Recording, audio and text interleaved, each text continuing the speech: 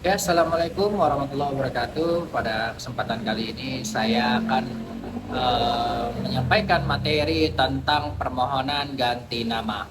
Nah, permohonan ganti nama itu apa sih?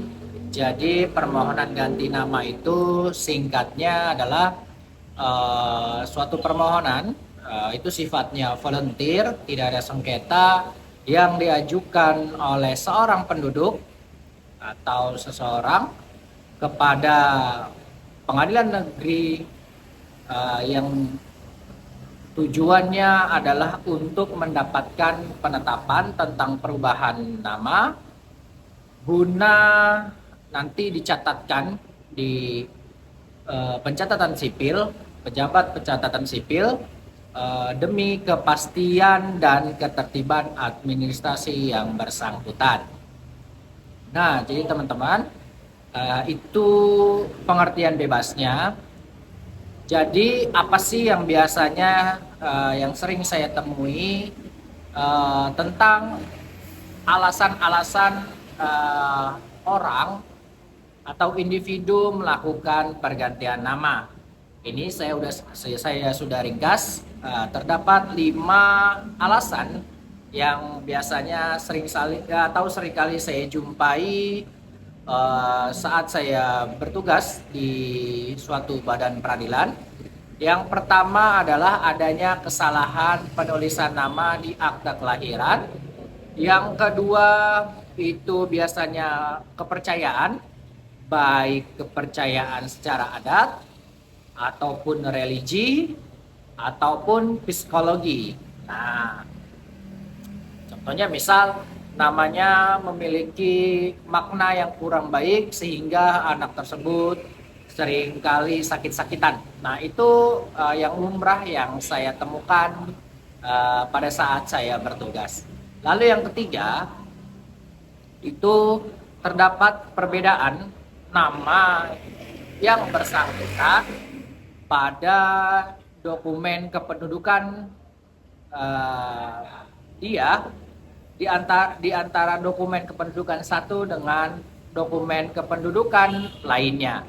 Contoh, misalnya di KTP eh, namanya apa, misalnya di akta kelahiran namanya apa. Sebagai contohnya, simpelnya gini. Misal ada nama Ahmad Fadil. Nah, Ahmad Fadil di akta kelahirannya lengkap Ahmad Fadil. Namun ketika di KTP atau di kartu keluarga disingkat Ahmadnya menjadi huruf A titik Fadil, sehingga menimbulkan multitafsir. A itu apa, singkatannya dari apa. Nah, jadi karena dia ingin menyamakan dokumen kependudukan satu dengan lainnya, dia dapat mengajukan permohonan ganti nama. Lalu yang keempat, itu namanya terlalu panjang, terlalu ribet, ataupun terlalu pendek. Nah, ini teman-teman, ada aturan di Permendagri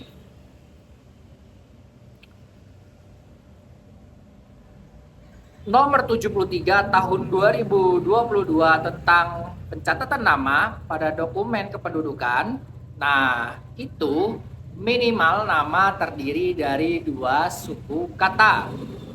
Nah, bisa juga nama yang terlalu pendek ini berkaitan, misal dia ingin umroh namanya atau haji. Karena kalau umroh ataupun haji itu yaitu adalah minimal 2 suku kata.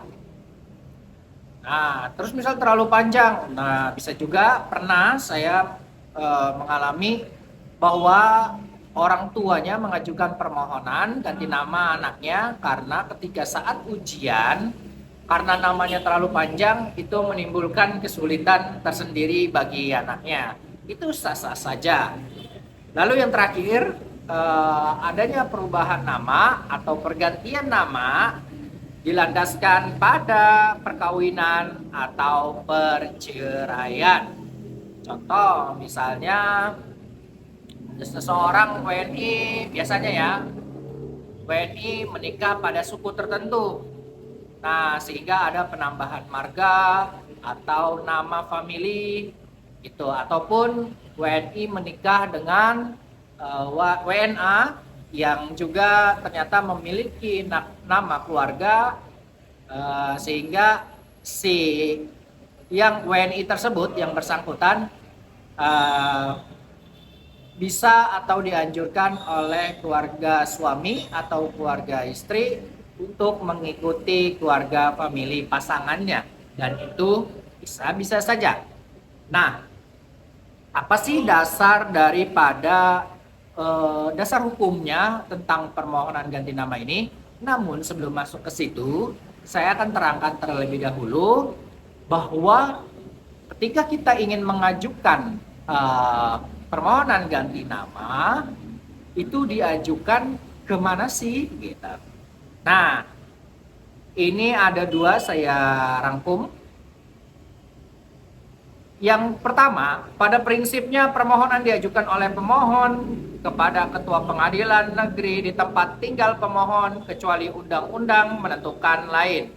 Itu bisa dilihat di buku 2 Pedoman Pelaksanaan Tugas dan Administrasi Pengadilan dalam 4 Lingkungan Peradilan edisi 2007. Yang kedua, pasal 52 ayat 1 Undang-Undang Nomor 23 Tahun 2006 sebagaimana telah diubah dengan Undang-Undang Nomor 24 Tahun 2013 tentang administrasi kependudukan.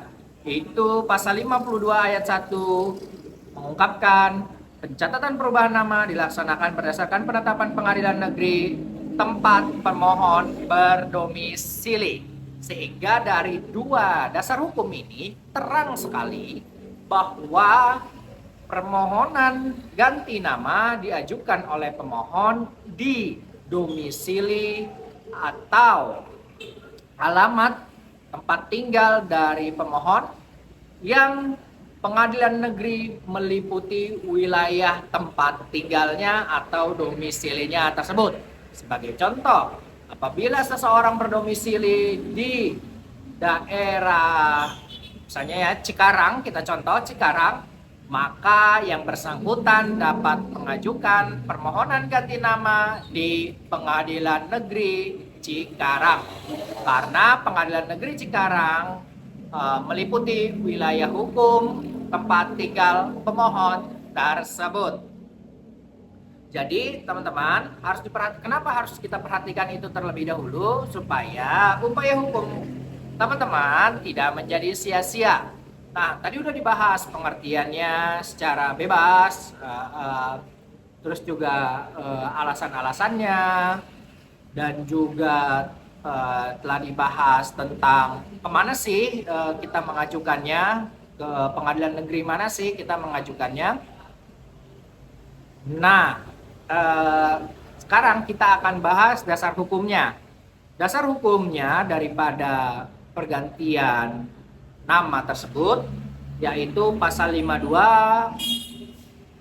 UU Adminduk. UU Adminduk itu kita bahasakan itu Undang-Undang Republik Indonesia Nomor 23 Tahun 2006 tentang Administrasi Kependudukan sebagaimana telah diubah dengan Undang-Undang Nomor 24 Tahun 2013. Lalu ada Perpres 96 Tahun 2018. Lalu juga ada Permendagri Nomor 73 Tahun 2022. Untuk selengkapnya teman-teman bisa membaca-baca dari online, dari Google untuk bunyi masing-masing daripada pasal ataupun ketentuan hukum yang telah saya sebutkan tersebut. Nah, lalu apa saja sih caranya bagaimana kita mengajukan? Nah, pertama, lakukan teman-teman bisa datang ke PTSP, Pengadilan Negeri yang sesuai domisili teman-teman.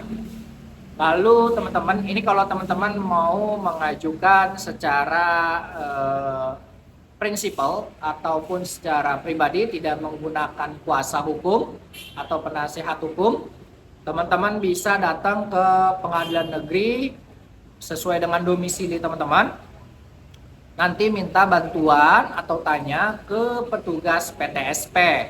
Nah, nanti akan dibantu untuk melakukan pendaftaran akun e-court. Nah, sebelum lanjut, saya bahas dulu apa sih yang harus disiapkan sebelum teman-teman datang ke PTSP tersebut. Oke, yang harus teman-teman siapkan adalah satu, surat permohonan. Surat permohonan teman-teman harus sudah siapkan.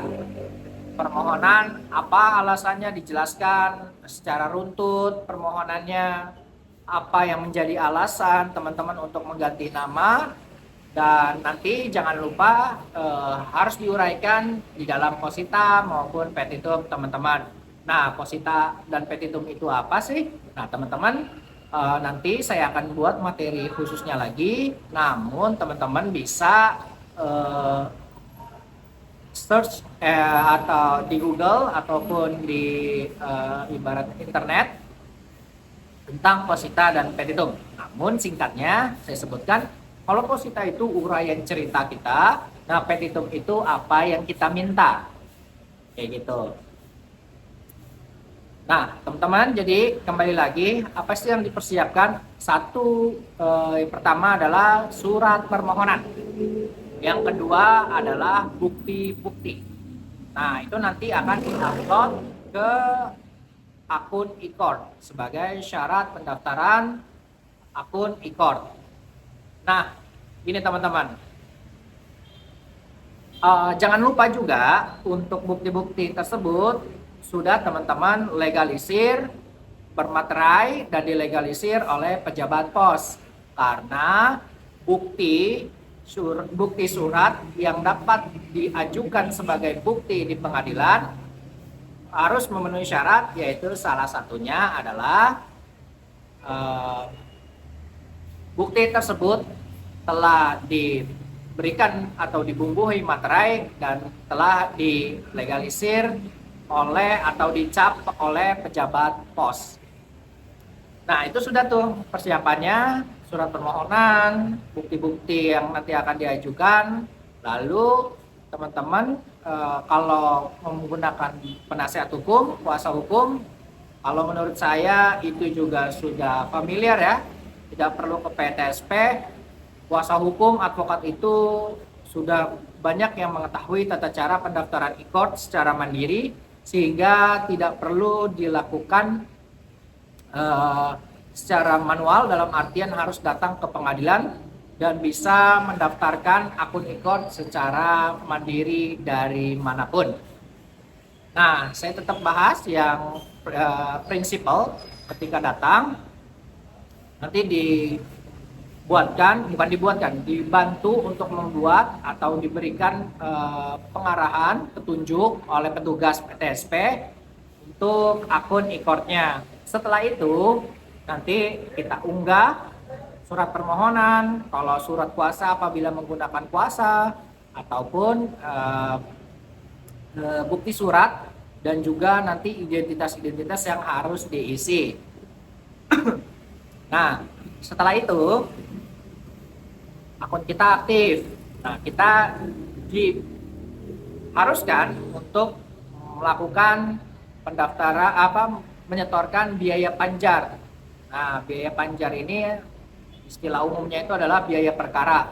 Berapa sih biaya perkaranya? Nah, itu masing-masing tergantung daripada pengadilan negeri teman-teman ya. Itu berbeda-beda biayanya. Nah, setelah itu nanti mekanismenya seperti materi yang sebelumnya saya sampaikan.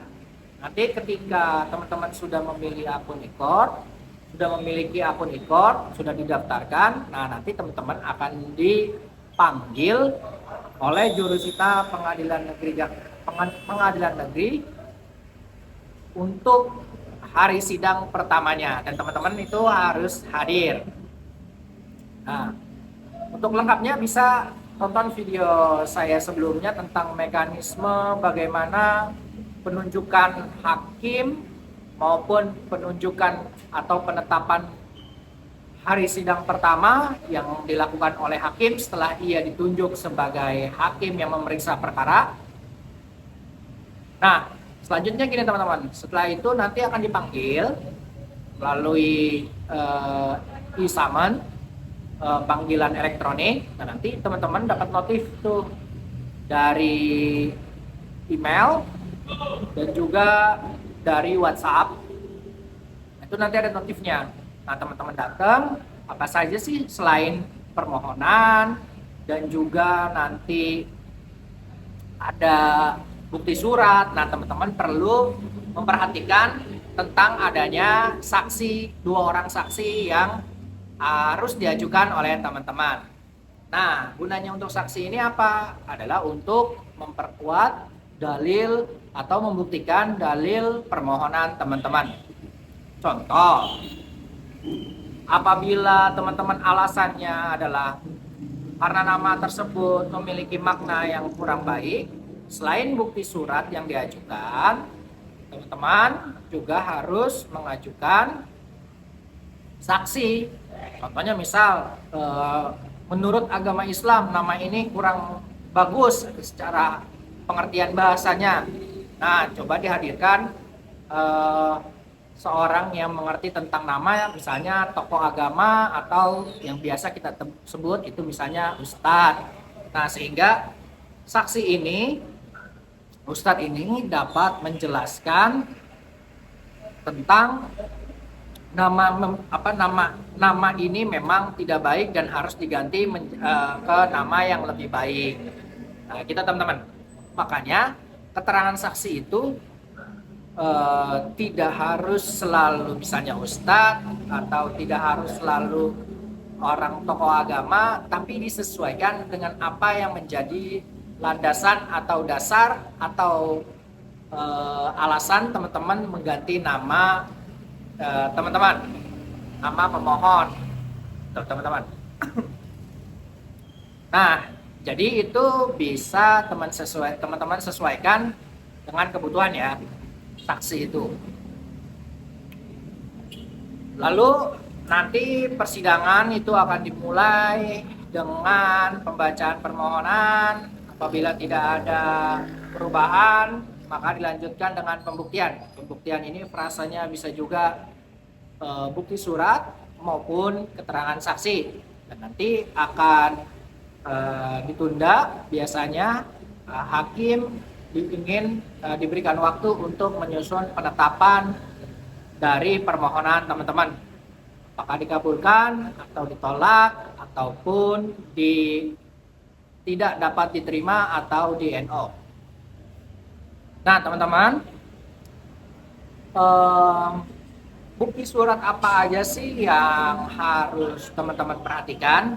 Nah, teman-teman, kuncinya adalah teman-teman harus fokus juga kepada posita maupun petitum permohonan yang teman-teman buat. Contohnya, yang pertama, teman-teman harus buktikan itu tentang domisili teman-teman. Misalnya bisa juga berbentuk KTP, berbentuk KK, ataupun berbentuk surat keterangan domisili. Nah, lalu teman-teman misal contoh alasannya terdapat perbedaan nama antara satu dokumen dengan dokumen lainnya. Nah, teman-teman bisa contohnya misal di akta kelahiran berbeda dengan KTP. Nah, itu teman-teman bisa ajukan akta kelahiran dan juga KTP ataupun KK, mana-mana saja dokumen yang berbeda namanya dan ingin nantinya disamakan. Nah, itu dokumen-dokumen yang harus teman-teman siapkan. Tapi ada yang tidak kalah pentingnya, yaitu SKCK ataupun bukti SLIK dari OJK ataupun BI. Nah, fungsinya apa sih SKCK itu?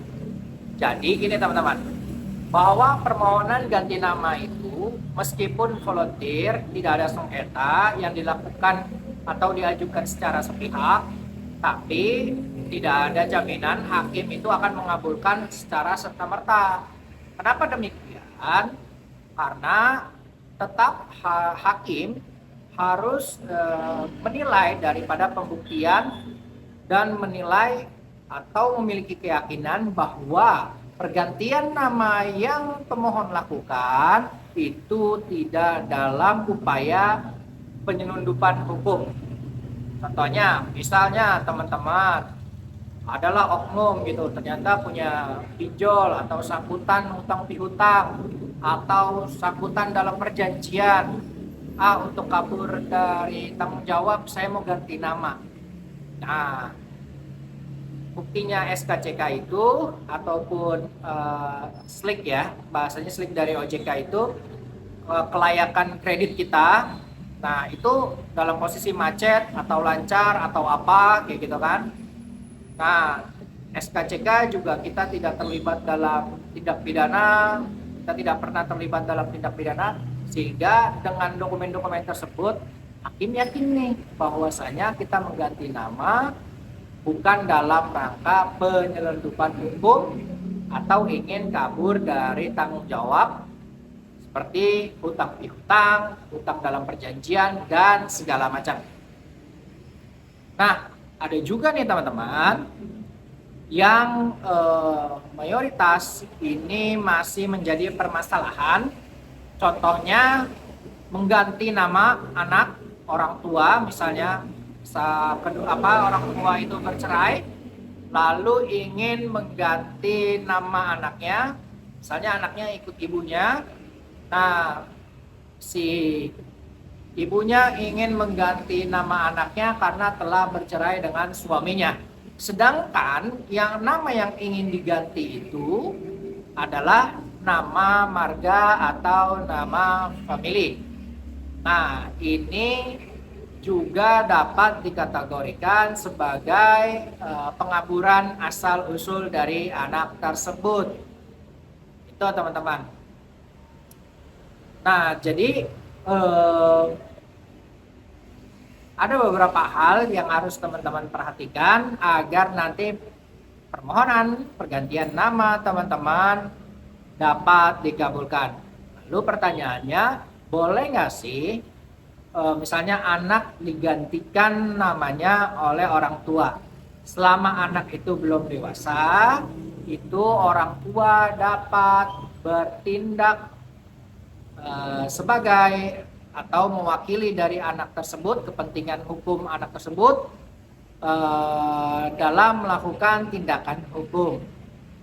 Nah, jadi teman-teman, anak yang di bawah umur itu seyogianya berada di bawah kekuasaan orang tuanya.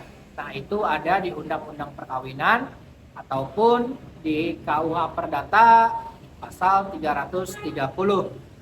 Kalau di perkawinan kategori anak itu anak yang 18 tahun belum mencapai 18 tahun atau anak yang dikategorikan anak itu anak yang belum mencapai umur 18 tahun atau anak yang belum mencapai 18 tahun tapi telah melakukan pernikahan, itu tidak bisa disebut anak. Jadi gitu teman-teman. Jadi kalau misalnya 17 tahun dia telah melakukan pernikahan atau perkawinan, itu tidak masuk kategori anak-anak. Kalau KUH Perdata pasal 330, anak seseorang yang dikatakan dewasa itu ketika dia telah mencapai umur 21 tahun. Nah, ini teman-teman bisa gunakan sebagai landasan bahwasanya teman-teman misal selaku orang tua dapat mewakili. Misal teman-teman udah punya anak, ternyata anaknya masih bayi atau masih balita, umur misal 3 tahun, ternyata anaknya, biasanya yang saya temui itu anaknya suka sakit-sakitan sehingga ingin mengganti nama. Nah, orang tuanya yang menjadi pemohon. Apakah boleh demikian? Tentu boleh. karena anak 3 tahun tersebut belum cakap hukum atau belum memasuki usia seseorang dikatakan cakap hukum atau dapat melakukan perbuatan hukum. Nah, sekian permohonan tentang pergantian nama, teman-teman. Saya kira cukup.